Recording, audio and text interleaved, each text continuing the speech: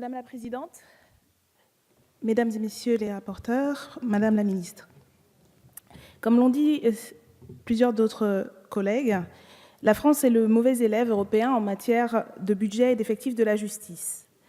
Selon les dernières statistiques du Conseil de l'Europe, notre pays est ainsi à la 37e place sur 45, avec environ 0,2% du PIB consacré à la justice, pour 0,3 en moyenne au niveau européen.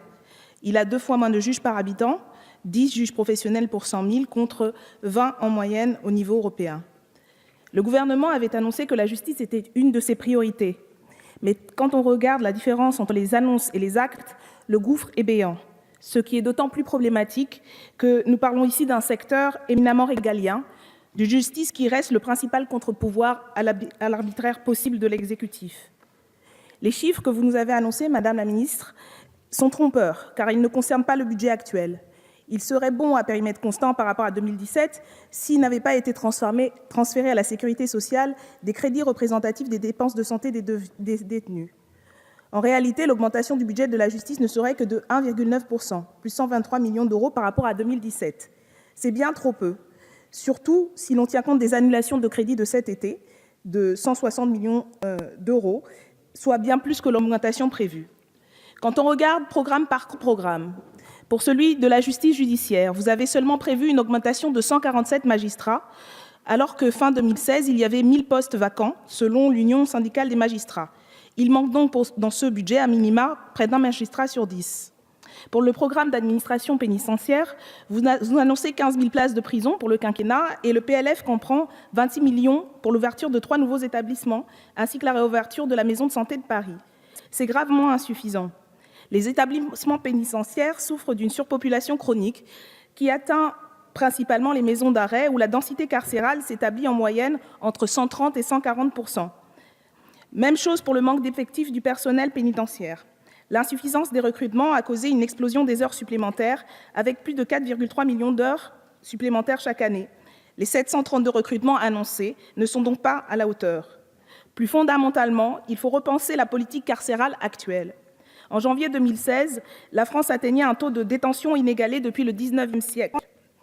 Or, l'évolution de la population détenue est sans corrélation avec celle de la délinquance, comme le rappelait l'ancien contrôleur général des lieux de privation de liberté, Jean-Marie Delarue. Il disait, je cite, « Il faut se défaire résolument de l'idée commune selon laquelle les effectifs des personnes emprisonnées sont liés à l'état de la délinquance du pays. L'augmentation de la population est surtout liée à des orientations de politique pénale. Parmi les facteurs ayant contribué à cette inflation, on peut noter la pénalisation d'un nombre de plus en plus important de comportements, le développement de procédures de jugement rapide comme la comparution immédiate, qui aboutissent à un taux plus important de condamnation et à de l'emprisonnement ferme, l'allongement de la durée des peines, l'augmentation récente de la détention provisoire. C'est l'ensemble de cette philosophie politique, du tout carcéral, de cette idéologie même dans laquelle la justice est enferrée depuis trop d'années, dont il faut sortir, en développant par exemple une véritable stratégie de développement des peines alternatives à l'emprisonnement. Pour le programme 182 de protection judiciaire de la jeunesse, vous proposez seulement de créer 40 emplois d'éducateurs pour les moyens du milieu ouvert, ce qui est bien peu, car c'est là où il faudrait augmenter de manière significative les effectifs. Il faudrait renforcer la justice des enfants et des adolescents, ainsi que la protection judiciaire de la jeunesse dans leur mission fondamentale de suivi éducatif en milieu ouvert ou en foyer. Il faudrait remettre à plat la prise en charge des enfants en difficulté, revaloriser la prévention spécialisée et rendre plus efficients les liens de celle-ci avec la PJJ. Enfin, pour le programme 101 d'accès au droit à la justice, ce qui est incompréhensible, c'est notamment que le gouvernement a baissé de 180 000 € les crédits du développement de l'accès au droit et du réseau judiciaire de proximité. Là encore, une autre politique serait possible, en assurant par exemple le développement de l'accès au droit par la création de nouveaux points d'accès, structures municipales et de maisons de justice de droit, structures étatiques, en revalorisant le budget accordé par l'État aux conseils départementaux d'accès au droit par le soutien aux associations, en rémunérant les avocats intervenant à titre bénévole dans les structures publiques pour le service rendu, ou encore en revalorisant immédiatement l'aide juridictionnelle dont l'accès doit être simplifié.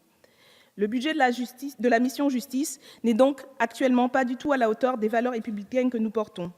Nous proposons ainsi des amendements pour faire la lumière sur le manque de crédit et aider la justice de ce pays à faire plier cet autre verrou de Bercy qui nous empêche aujourd'hui d'avoir une politique digne de nos principes. Merci.